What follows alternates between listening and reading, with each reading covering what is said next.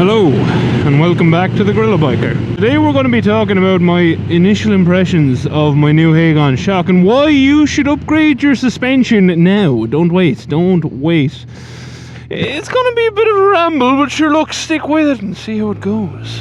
At the moment the old low sun is ruining me buzz, you know. And at the moment you have to watch for fallen leaves. Not only fallen leaves, but the council have decided while fixing the roads to go back to the old school way and just throw loose stones everywhere. It's absolutely fantastic. I love it. No, I can't see. But anyway, yes. First off, I'm going to start with, and this isn't an ode to the Hagon or anything. Oh God. I might be dying of COVID, or I just inhaled some of my own spit, one or the other. But why should you change your suspension, right?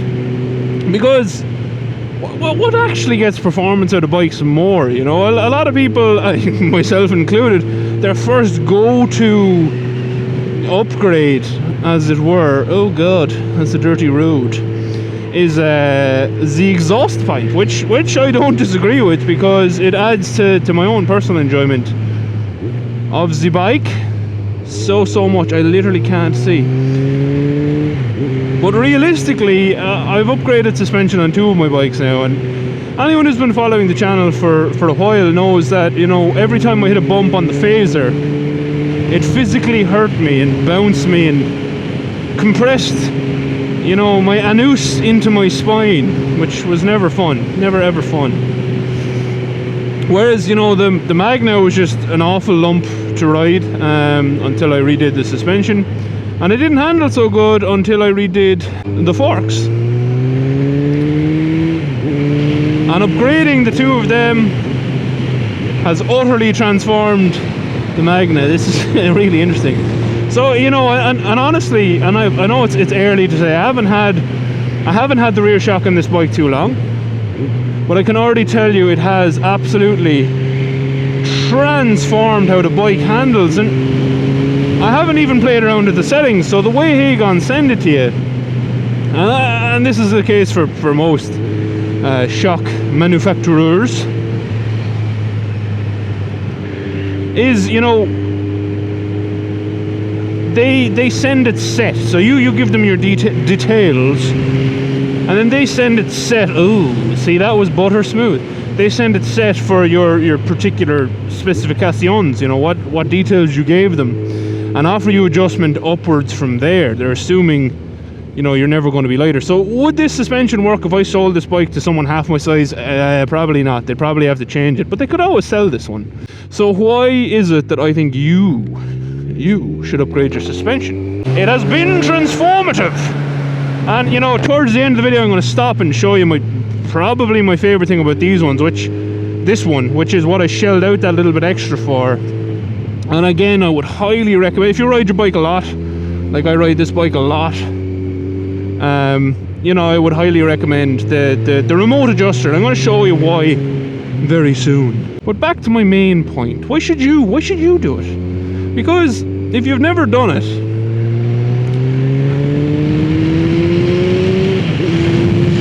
and you haven't experienced how good it feels, you know, it could honestly be something that see, here's the thing, a lot of people don't actually care for exhaust, and I know this comes as a surprise to all of us sane humans who do enjoy the exhaust.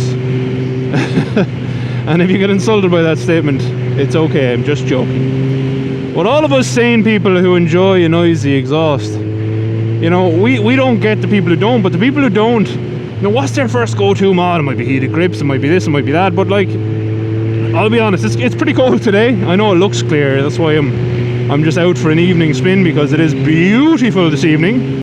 But their first go-to mod, you know, like, do you really need heated grips? Nah, really. You know, do you really need all those other thingamajiggets and whatnot? I mean, I really want to change the bars on this bike too, but that's aesthetic purposes. I don't need to do it. Something that honestly I think that I did need to do, and I definitely needed to do it on the phaser, I definitely needed to do it on this bike, I definitely needed to do it on the Magna, I'll almost definitely have to do it on the GSX-R. So Hagon, you probably have another sale coming there for that bike, is upgrade the suspension. And that's because of the spring. Right, you can change your preload, you can change all that good stuff. This corner is genuinely terrifying. But the preload, you know, it doesn't actually change the spring. It changes the preload on the spring, but it doesn't upgrade your spring or anything. And oh look, a little pheasant. That's a pretty view right there. I get distracted too easily. Well, you know, the actual spring itself needs to be sprung for the rider, correctly for the rider, and that's what was letting me down, you know what I mean?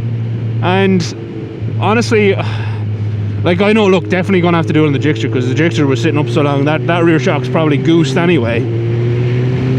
So it is what it is. It's an expense, but a worthwhile one, and that's pretty much it. That's what you should do. It transforms your riding experience. Now on to the Hagon. My initial impressions on the Hagon is, and if you've already seen the fitting video, yeah, it actually is pretty easy to fit if you fit it the right way. I winged it. I didn't look up anything. I said I'd figure it out as I did it, because then you get the mistakes, warts and all. So the fitting was good, and the purchasing experience, as I said previously about Hagon, was great. So I can't complain there. The price was good. You know, not great. It wasn't the cheapest thing in the world. It's not like I was, you know, writing home to say, oh my god, I basically got this for free. It wasn't that, but it was cheap-ish in comparison to a lot. And oh my god, it just makes everything feel so nice. Like, now the bike feels right. Oh god. For me. I don't think they could see me, to be quite honest, because of the sun.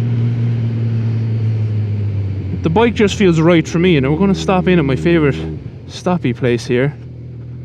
If anyone knows where this is, it's mine now. I own it. I have stolen it from you. It is my stopping place forever. Now, my favourite thing about the Hagons, right? My favourite thing. My super favourite thing is this. So, you pop the rear seat, and immediately I can adjust it. Like, it's just there. That's my damping adjustment. That's my preload adjustment. You just twist it. So literally, twisty boy, and I'm changing my preload. But I don't need to do that, and it just fits there. It's great.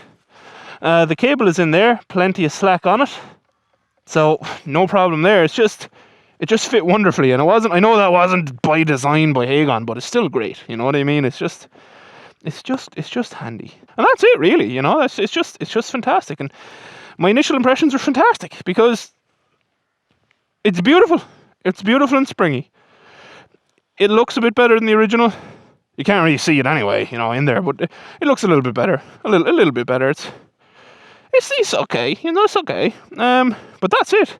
You should get a new suspension, because it changes your bike way more than exhaust does.